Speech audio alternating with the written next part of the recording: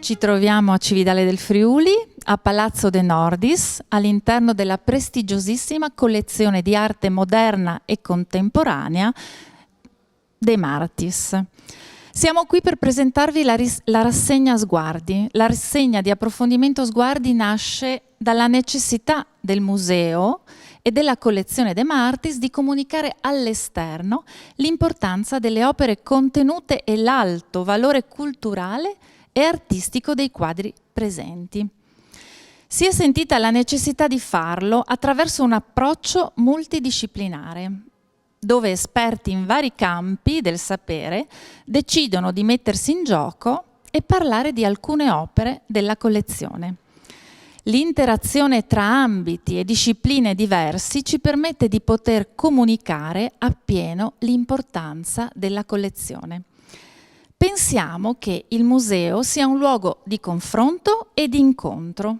Questo pensiero ci ha indotto a invitare direttori di musei, ma anche giornalisti e scienziati, per capire e apprezzare assieme i diversi punti di vista. L'opera d'arte è un bene assoluto e mutevole. La sua percezione cambia col trascorrere del tempo. Oggi qui vogliamo presentarvi alcuni punti di vista, degli sguardi autonomi, autorevoli e differenti sulle maggiori opere esposte. La collezione De Martis entra in contatto con le realtà museali più prestigiose del nostro paese, Ca' Pesaro e il Centro Pecci di Prato, per iniziare un rapporto di dialogo e di confronto. Ma accogliamo quindi per il primo appuntamento il professore emerito di percezione studioso di psicologia dell'Università di Trieste, Walter Gerbino. Buonasera professore, benvenuto. Qui ci troviamo nella sala numero 1, la sala dedicata alla Biennale di Venezia del 48, con diversi artisti. Beh, in primo luogo io devo ringraziare l'assessore per la presentazione, ringraziare la città di Cividale per l'invito che mi onora e naturalmente ringraziamo tutti il collezionista e mecenate che ha donato questa preziosa raccolta di opere alla città di Cividale.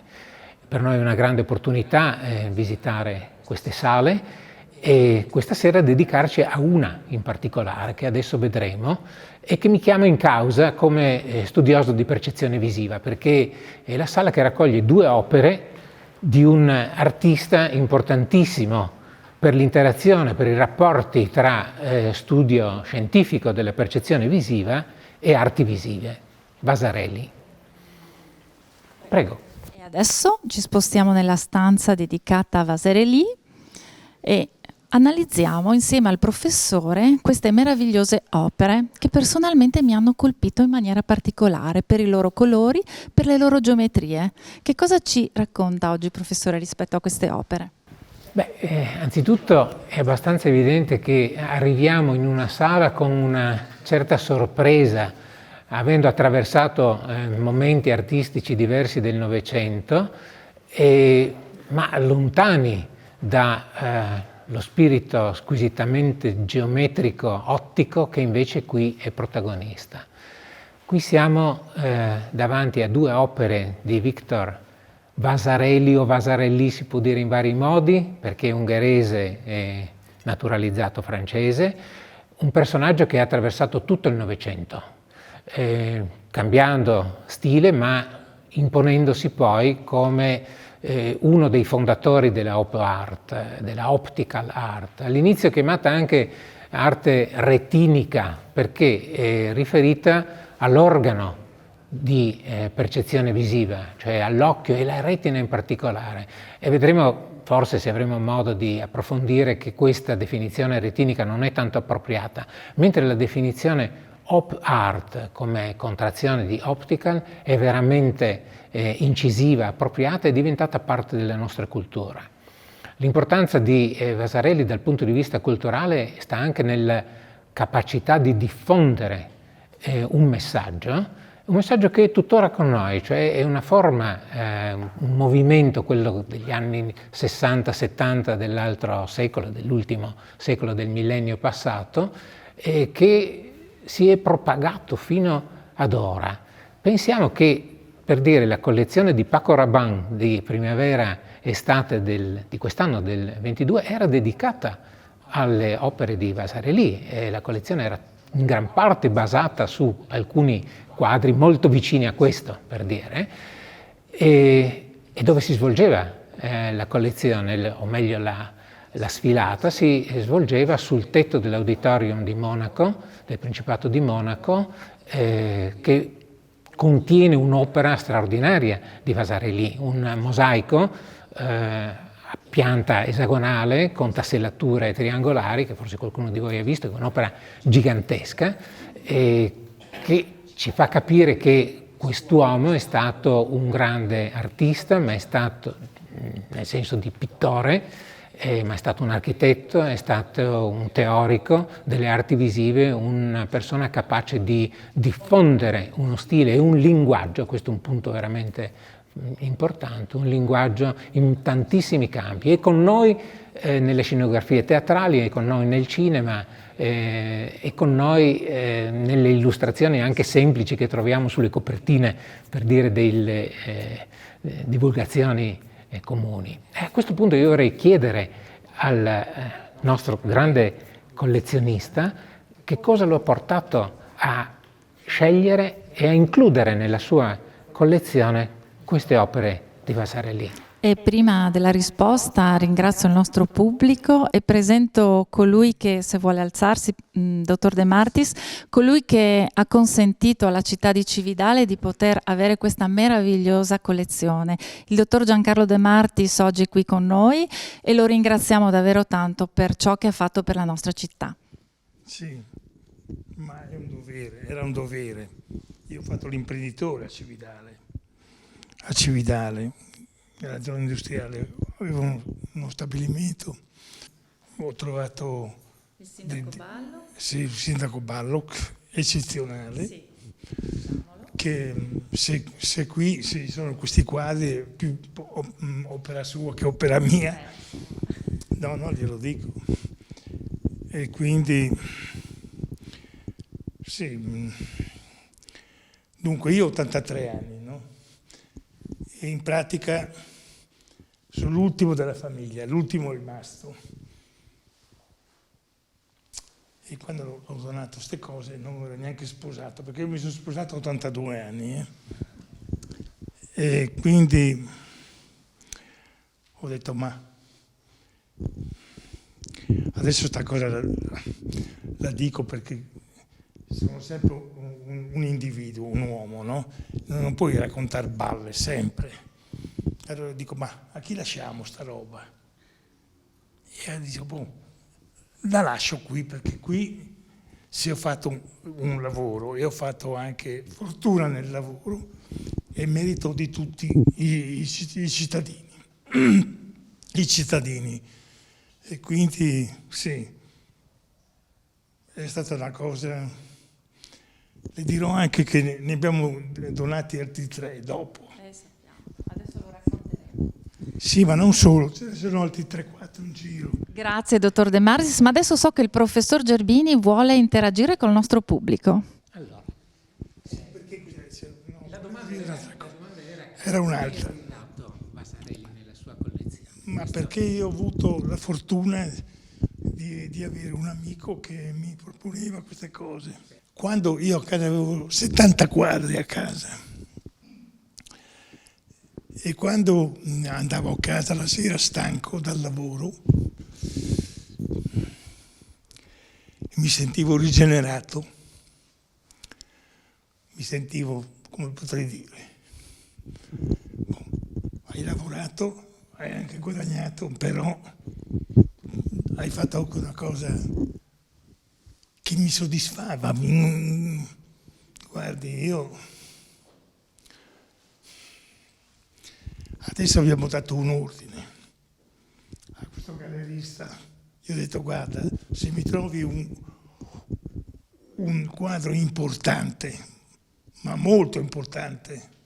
Boh, lo compro, proprio per portarlo qui, perché sia un richiamo. Molte volte sì, uno va lì solo per vedere il quadro, non per vedere tutti i quadri. E quindi ritengo che questo sarà le cose che farò prima di andarmene, insomma. Grazie, dottor De Martis, noi siamo contentissimi di questo. Grazie. Allora, torniamo al momento in cui vengono prodotte queste opere. Sono gli inizi degli anni 70, questo è un quadro del 74, questo è un quadro del 72, siamo agli inizi degli anni 70 e sono opere chiaramente collocabili nel movimento della Op Art, un movimento che si propone di coinvolgere l'osservatore, non, lo dice chiaramente Vasarely, non appellandosi al suo cuore, non suscitando delle emozioni, ma colpendo, stimolando il suo occhio, cioè producendo qualcosa, qualche fenomeno nella mente dell'osservatore per il tramite dell'osservazione, degli occhi, cioè proprio il fatto di guardare. E quindi questa enfasi è un'enfasi che è molto vicina al modo in cui si muovono gli scienziati della percezione, gli scienziati che studiano la visione, perché loro sono interessati, e io mi metto in questa comunità, siamo interessati a comprendere come avviene l'atto della visione, com'è che facciamo a vedere, cos'è che ci consente di vedere, sia le scene naturali, cioè cosa ci consente di vedere un oggetto lontano, uno vicino, sia di vedere quelle cose che chiamiamo arte pittorica, cioè come vediamo i quadri. E quel discorso diventa subito riferibile al nostro artista Vasarely. E cioè noi vediamo degli effetti visivi, qui è chiamato in gioco in particolare la tridimensionalità, grazie al fatto che sulla tela vengono depositate delle informazioni ad arte, con una capacità che bisogna sviluppare, che scatenano in noi delle impressioni, per esempio, di tridimensionalità. Allora, guardiamo questo. La denominazione, il nome CTA Lila terzo, ci fa pensare che cosa? Che esisterà probabilmente un secondo, un primo, certamente, perché queste sono opere appartenenti ad una serie. Qui siamo di fronte, in entrambi i casi, ad opere che hanno degli antecedenti, hanno per così dire una storia generativa che deriva dall'invenzione di un linguaggio. E il linguaggio che Vasarely inventa è di fine anni 50, inizio anni 60, quando Vasarely brevetta il cosiddetto alfabeto plastico, brevetta una combinazione di forme e colori, chiamiamolo dei tasselli, che combinati poi, mediante permutazioni studiate, permettono poi la generazione di opere molto diverse. La produzione di Vasarely è enorme, ce ne sono tantissime, voi ne conoscerete molte, ma molte altre non le conoscete e sono in tantissimi contesti, sono distribuite in tantissimi contesti. Qui siamo di fronte a un'opera che ha come elemento costitutivo il dischetto. Un dischetto che è una entità, un elemento molto semplice, un elemento primario, è uno degli elementi insieme al quadrato e al triangolo manipolati in maniera scientifica rigorosa e metodica da Vasarely, che evidentemente nel quadro viene modificato ad arte, ripeto, in un certo modo, in modo da generare un'impressione globale che chiederei a qualcuno di voi di descrivere. Chi vuole descrivere che cosa colpisce in primo luogo di questo quadro? Che cosa vedete? Perché pur sempre l'opera, diciamo, comunica qualcosa, un tipo di oggetto in primo luogo. Cos'è la prima cosa che direste? Diverse prospettive. 4 sfere.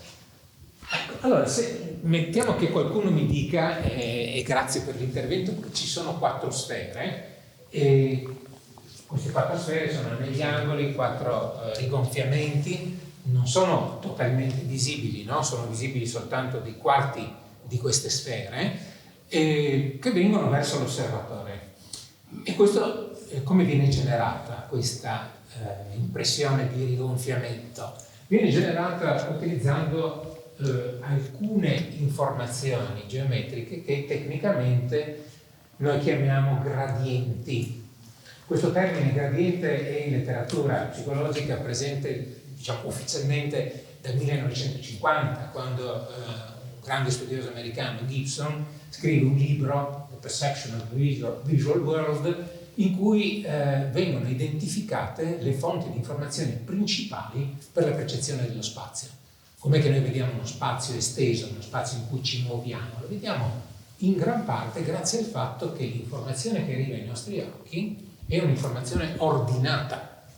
Cioè, per esempio, che cosa succede?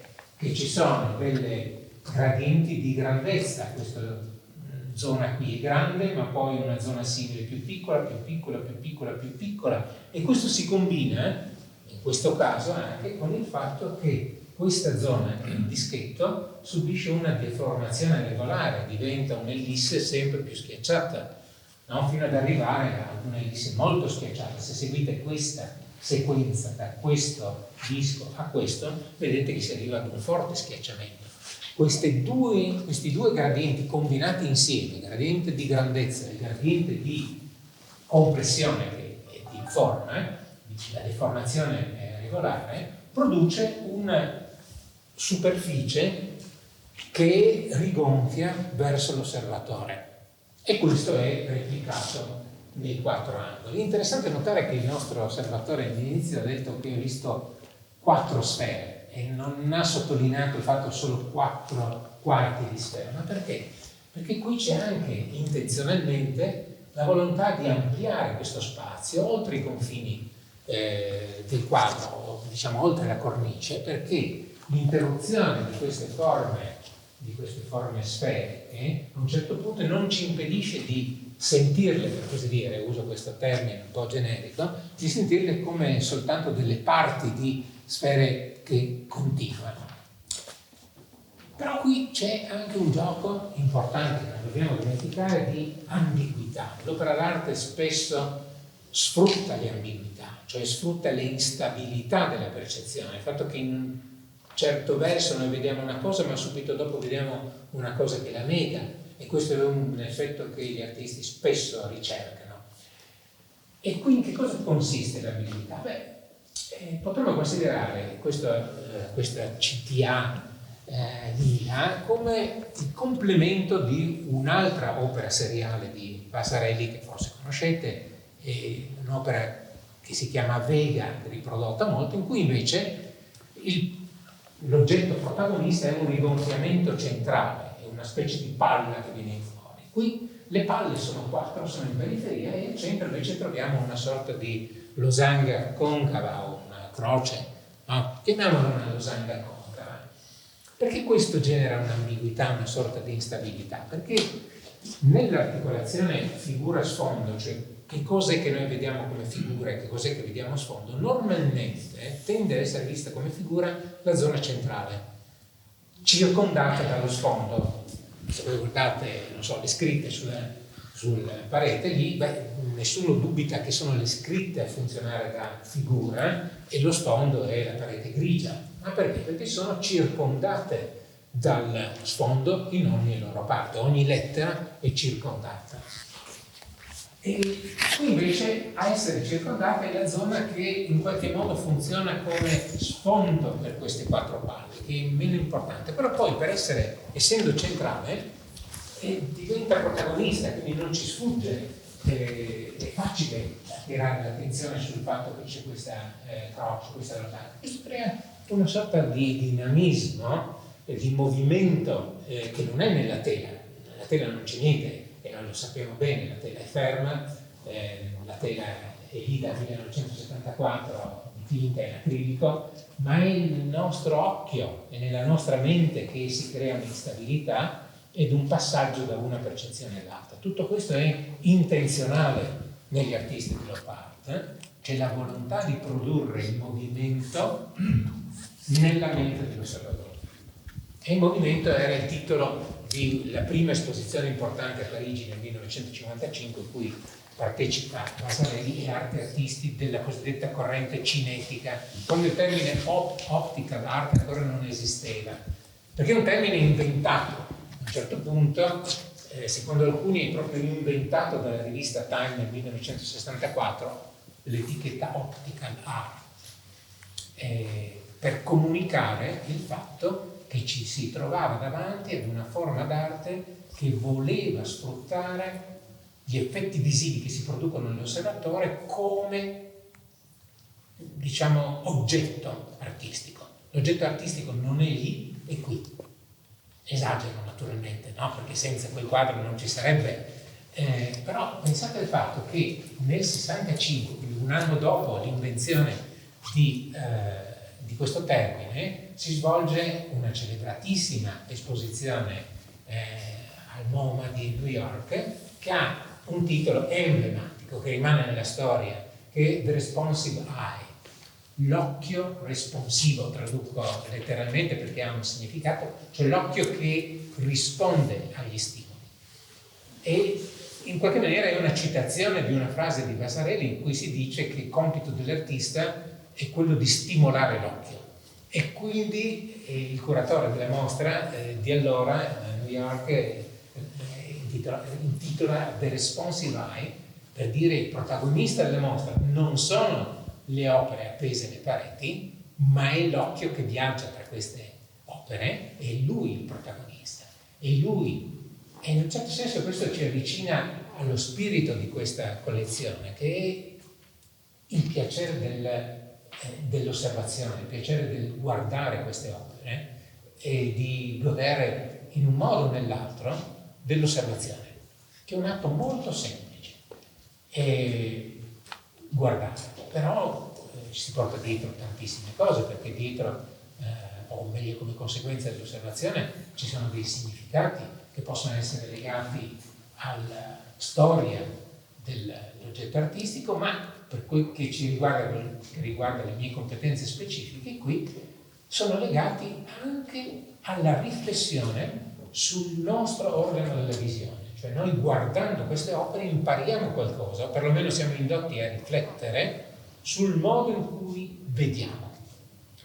E la risposta naturalmente non la troviamo dentro all'opera, o perlomeno la troviamo in maniera parziale.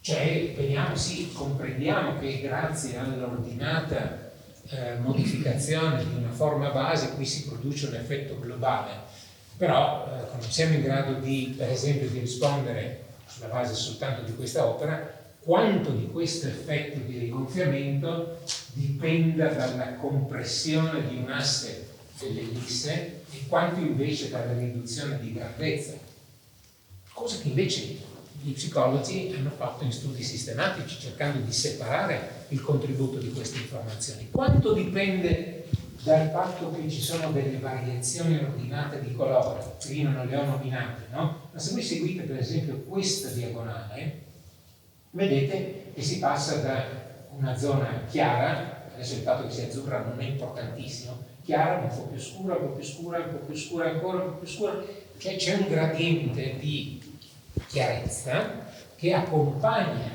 questa curvatura. Quanto contribuisce questo gradiente? Attenzione, non lo sappiamo, anche perché è affiancato da un gradiente nel verso opposto, cioè qui abbiamo il più scuro che diventa più chiaro, quindi non siamo poi sicuri, o perlomeno non possiamo essere certi che il gradiente da chiaro a scuro sia quello che ci fa vedere il rilievo, non piuttosto da scuro verso chiaro. Forse qualunque gradiente è in grado di generare un'impressione di non piattezza, però un piccolo indizio sul fatto che di per sé le zone più chiare vengono avanti verso l'osservatore, qui c'è. E ve lo dico perché ci sono degli studi specifici che dimostrano che di per sé le zone chiare tendono a venire più avanti. Ed è in questa zona centrale. un osservatore accorto vi dirà, potete confrontare con la vostra osservazione, che guardando in questa zona, cioè circoscrivendo con l'attenzione questa zona centrale, forse un piccolo rigonfiamento si osserva anche qui, cioè qui vengono un po' più avanti questi dischetti rispetto a quelli che stanno fuori. E questo lo possiamo attribuire, vista la distribuzione dell'intensità di vari dischetti, al fatto che in questa zona centrale sono concentrate, perlomeno concentrati 4 dischetti più chiari, nettamente più chiari degli altri. Quindi qui è più contrastante, quindi qui siamo probabilmente in una combinazione, le zone con maggiore contrasto tra scuro e chiaro e anche il chiaro di per sé tendono a venire avanti, mentre le zone con minore contrasto tendono ad andare un pochino più indietro.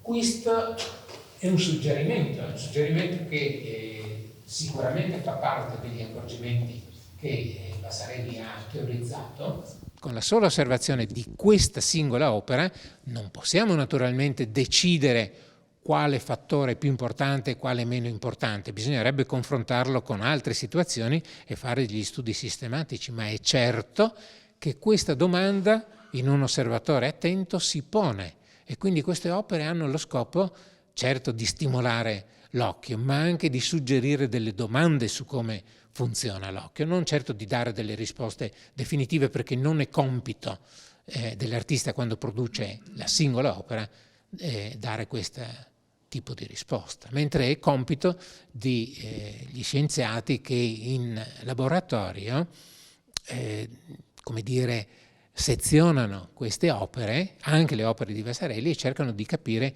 che cos'è che produce, per esempio, l'effetto di tridimensionalità.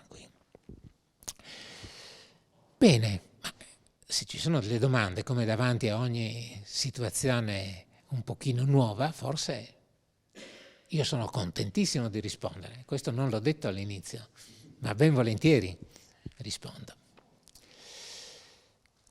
Allora, ci muoviamo sull'altra opera che troviamo in questa sala, che appartiene, dicevo, sempre ad una serie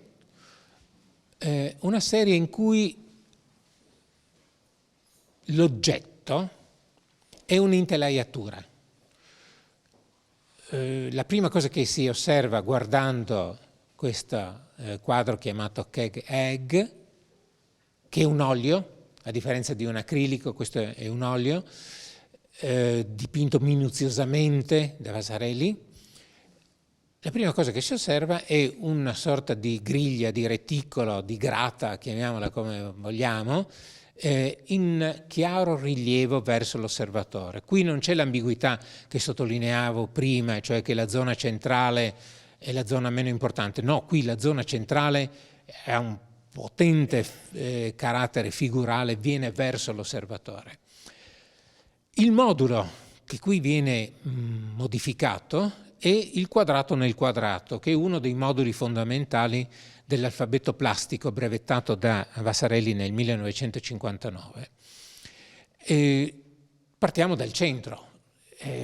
Al centro troviamo il modulo intatto, diciamo, in grande, un grigio circondato da un verde luminoso, e poi all'estrema periferia, vicino alla cornice, ritroviamo lo stesso modulo, il quadrato nel quadrato, più piccolo, con una distribuzione di colore secondo un certo gradiente. Ma la cosa importante è quello che succede tra questi estremi, tra il quadrato centrale e la serie di quadrati periferici. Cioè succede che lì viene generata una variazione graduale di vari aspetti figurali. In primo luogo c'è una variazione della distanza tra i contorni che solo al centro sono paralleli. Se noi prendiamo in considerazione questi contorni superiore e inferiore del nostro modulo quadrato nel quadrato, vediamo che per raggiungere il quadrato nel quadrato piccolo, vengono utilizzate delle linee rette convergenti. E questo è quello che gli psicologi chiamano l'indizio prospettico delle linee convergenti o della convergenza.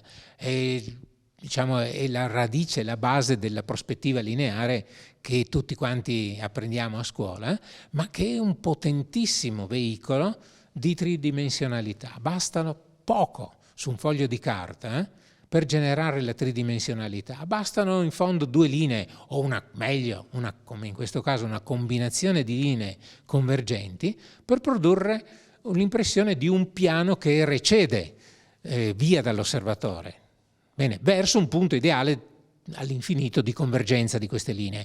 Qui l'infinito non si raggiunge, ci si ferma molto prima, ci si ferma ad una certa distanza in profondità, ma è nettissima per l'osservatore, soprattutto per l'osservatore che sta al centro in questo caso, qui molto importante, è nettissima la differente diciamo, localizzazione in profondità di questo piano centrale rispetto a questo piano. C'è un senso molto potente. Soffermiamoci su questa descrizione di quello che si vede, perché dopo entreremo nell'analisi di altri elementi, perché la prospettiva lineare qui sicuramente è uno degli elementi più importanti per generare questa impressione di rilievo, che si manterrebbe anche in assenza di colore, cioè se noi riproducessimo soltanto a tratto questa immagine, otterremo un effetto molto simile, non ugualmente coinvolgente, ma molto simile. Allora, soffermiamoci sull'impressione generata nell'osservatore. Come otteniamo il massimo di profondità percepita nell'osservazione di Kegel? Beh, collocandoci al centro, anzitutto, e osservando con un occhio solo e stando fermi. Beh, dopo un po', ecco, il rilievo può essere assolutamente illusorio, allucinatorio, qualcuno dice. Sembra che sia impossibile che quello sia un quadro. Allora vorrei invitare qualcuno di voi a questo punto non soltanto a occupare questa posizione centrale che è coerente con la prospettiva centrale di questa immagine, ma di osservare con un occhio solo, magari tappandosi un occhio, perché non sempre è facile tenere l'occhio chiuso, più facile. Sì? Bene, ma magari sì, chiude un occhio e poi spostandosi lateralmente, spostandosi anche abbastanza e poi tornando indietro. E cosa succede? Percepisco un movimento che mi segue. Ecco, il nostro osservatore ha detto mi segue, il reticolo immagino. Il reticolo mi segue e cambia forma rispetto alla statica. Forma. Sì. Quindi questo perché deve sorprenderci? Perché l'osservatore deve rimanere sorpreso da questa deformazione, perché sa di trovarsi davanti a un quadro. Magari prima è stato qui da vicino e ha visto che questa è una tavola piatta, che non c'è alcuna grata, che ha subito un colpaccio da dietro ed è venuta in fuori. No, niente di tutto questo. Però, curiosamente, se noi facciamo questa operazione, soprattutto guardando con occhio solo, e ci spostiamo, noteremo che questa protrusione, questo oggetto, ci segue. Naturalmente questa non è un'esperienza nuova per i visitatori di gallerie d'arte, perché si produce in tanti casi quando c'è la raffigurazione, anche una raffigurazione, come dire, umana, di qualcosa che punta verso l'osservatore, perché questo accade con gli sguardi dei ritratti che guardano verso il punto in cui si trovava il pittore. E spesso le guide turistiche sfruttano, dicono qui c'è qualcosa di sorprendente, di magico, perché qui c'è il cavaliere XY che ti seguirà con gli occhi in tutta la sala quando tu ti sposterai. Oppure se c'è, non so, il personaggio con il dito puntato, col braccio proteso verso l'osservatore, attenzione, quel dito puntato ti seguirà in ogni punto della sala. Qui succede la stessa cosa, perché questa immagine illusoria di un reticolo con una protrusione non è nient'altro che qualcosa che punta verso di noi, guarda verso di noi. E quando noi ci spostiamo si muove con noi, ma perché si muove? Perché non può far altro che muoversi, per così dire, perché sul piano pittorico questo oggetto rimarrà al centro del quadro, rimane al centro del quadro. Questo è paradossale, perché se effettivamente l'oggetto fosse tridimensionale, noi a un certo punto, muovendoci, non dovremmo più vedere il centro al centro, giusto? Dovremmo vederlo molto spostato lateralmente, fino addirittura a girare intorno noi all'oggetto e non vederlo più.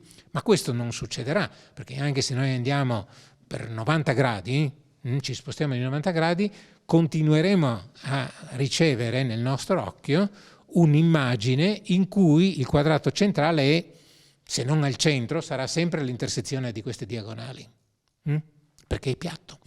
E questo produrrà in noi, durante il movimento, un movimento paradossale, indotto dall'osservatore attivo, dall'osservatore che esplora la superficie pittorica muovendosi. È intenzionale questo? Sì, certamente. Negli artisti dell'op art questi movimenti indotti dall'esplorazione attiva del quadro sono parte della comunicazione con il visitatore, per così dire, chiamiamola in questi termini. Cioè ci si aspetta che l'osservatore, per esempio, si avvicini e si allontani, che si muova di lato, magari in certi casi che muova la testa da un lato o dall'altro, cioè vari l'obliquità. Ci sono dei quadri famosi dell'altra grande artista dell'op art, Bridget Riley, forse conoscete in inglese, che sfruttano il movimento, il senso di movimento prodotto dai piccoli movimenti oculari che noi sempre attiviamo quando esploriamo l'ambiente. Anche quando ci sembra di stare con gli occhi fermi, in realtà il nostro occhio si muove un pochino. E in Bridget Riley questo effetto, questo comportamento, dell'occhio, esplorativo dell'occhio, viene sfruttato come? Mostrando sulla tela delle fitte trame di linee molto vicine l'une alle altre che l'occhio fa fatica a catturare, per così dire, e questo produce un effetto dinamico. In Vasarely questo tipo di effetti legati ai micromovimenti oculari non è molto utilizzato, sono invece molto utilizzate i giochi di movimento legati all'instabilità percettiva, cioè il fatto, come dicevo prima, che noi possiamo vedere una figura in rilievo, poi dopo invece vedere come sfondo quella stessa zona e vedere il complemento in rilievo. Torniamo a Kegeg. Che cosa porta questa immagine pittorica verso il nostro occhio, oltre alla convergenza delle linee? Porta dei gradienti di intensità luminosa, anche qui, che sono importantissimi, come abbiamo detto, per veicolare l'impressione di profondità. E in questo caso sono coerenti questi gradienti con la relazione vicino-lontano. Noterete che nella zona centrale, quella che anche per il gradiente di prospettiva viene verso l'osservatore, il colore è più chiaro, cioè è più chiaro sia il quadrato incluso sia la cornice. Poi man mano che prendiamo in considerazione un tassello più lontano dal centro, troveremo sia la zona centrale, andiamo verso in questa direzione, sia la zona centrale sia la cornice più scure. Questa variazione di chiarezza si combina anche con una variazione di cromaticità, cioè c'è una maggiore saturazione del blu verso l'esterno, però comunque si tratta di una variazione graduale che combina la saturazione del colore con la chiarezza.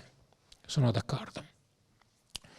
C'è un aspetto anche qui però di ambiguità, se vogliamo di inevitabile ambiguità, che riguarda l'intelaiatura. E ve lo voglio richiamare la vostra attenzione, perché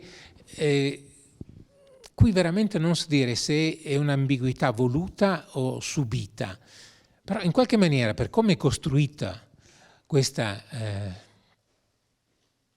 questo gradiente di forme elementari, è inevitabile che ci sia una sorta di contraddizione per l'occhio nel momento in cui cerca di costruire una grata in rilievo. Richiamo l'attenzione su questo fatto.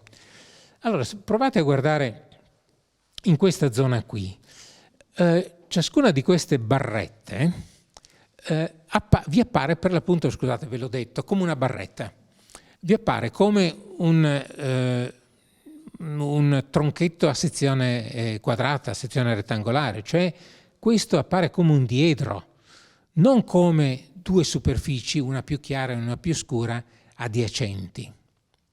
E questo accade in virtù del diverso colore. Prendiamo questo che forse è ancora più evidente. Qui sembra che ci sia un tronchetto solido. Ma attenzione, questo è contraddetto dal fatto che questa faccia, se la considerate nel suo insieme, e questa faccia nel suo insieme, non sono nient'altro che delle facce piatte.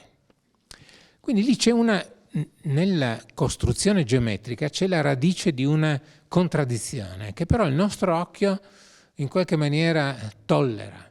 E quindi nell'osservazione globale voi trovate spesso la descrizione di questo come di un reticolo, di una grata formata da barre solide, mentre dal punto di vista puramente geometrico, almeno in questa zona centrale, c'è tanta informazione sul fatto che si tratta di superfici piatte. L'altro elemento su cui vorrei richiamare la vostra attenzione è che se esaminiamo ogni singolo elemento lo potremmo anche descrivere come per esempio un quadrato dentro un quadrato, un trapezio dentro un trapezio. Ma l'osservazione globale della configurazione ci porta in un'altra direzione. Noi tendiamo a vedere una grata, e cioè qualcosa che è formato fondamentalmente da buchi. E cioè l'oggetto qui è il telaio, o meglio l'intelaiatura, attraverso la quale vediamo uno spazio molto esteso, con dentro una sorta di nebbia, una sorta di cielo che ha un'illuminazione centrale più evidente, poi va verso un blu a destra e a sinistra. Però per quale motivo noi vediamo dei buchi e non vediamo invece dei quadrati su uno sfondo verde in ciascuno di questi tasselli? Potete chiedervi, no? Perché potremmo vedere un quadrato sul tassello, un quadrato sul quadrato più grande. In ognuno di questi tasselli potremmo vedere questo. Ci sono un po' di ragioni che sono ben conosciute negli studi sperimentali. Una delle ragioni è che questi contorni tra il quadrato interno e il quadrato esterno, tra il quadrato incluso e il quadrato includente, sono contorni paralleli. E quindi il parallelismo di questi bordi fa sì che questi oggetti, o meglio che queste zone, vengano viste come degli oggetti a larghezza costante. Qualcosa che noi abbiamo chiamato prima delle barrette. Questo è un suggerimento per il nostro occhio, che ha un nome tecnico, la Ebenbreite, la larghezza costante, che ha una potenza enorme. Anche in assenza di altre informazioni sulla configurazione, se noi abbiamo due contorni ad andamento più o meno parallelo, ecco che diventano i protagonisti di una barretta. Badate bene che questo è il principio in base al quale sono costruite le lettere. Noi perché vediamo le lettere su uno sfondo? In gran parte, oltre perché sono piccole e incluse, ma in gran parte perché sono contornate da bordi tra loro paralleli. E questo fa sì che le vediamo come degli oggetti, come delle barrette, come dei bastoncini. E questo fattore qui è esplicitamente utilizzato.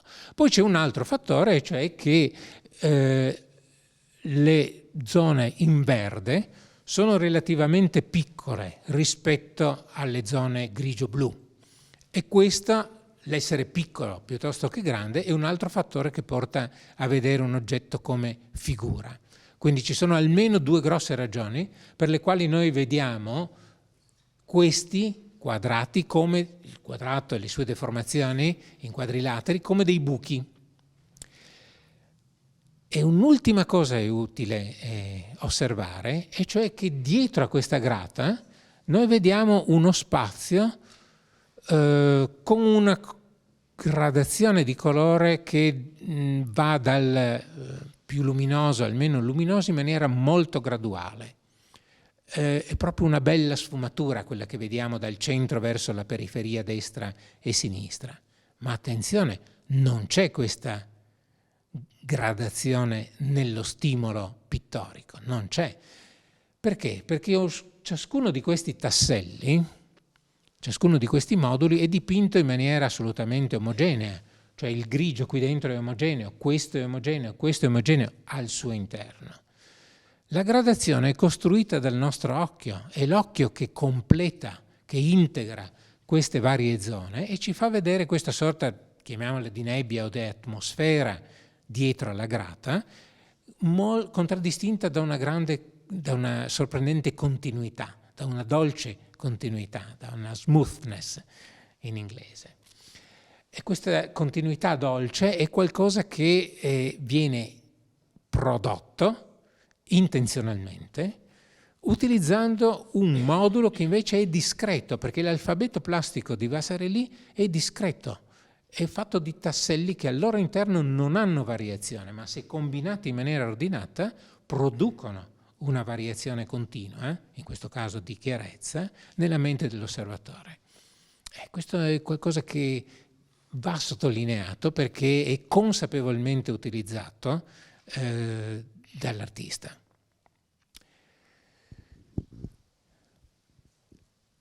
Che tirata lunga. Qualcuno vuole dire? No, grazie a voi per l'attenzione, perché senza l'attenzione tutto questo non può funzionare. Ringraziamo allora il professor Gerbino, esperto di percezione, per questa splendida lezione d'arte. Ringraziamo il nostro pubblico e tutti coloro che ci seguono in streaming e diamo appuntamento per la seconda lezione d'arte di questa rassegna che si chiama Sguardi. Sarà il 21 di ottobre con la professoressa responsabile della collezione d'arte Ca' Pesaro di Venezia, Elisabetta Barisoni. Grazie a tutti dell'attenzione, grazie professore. Grazie.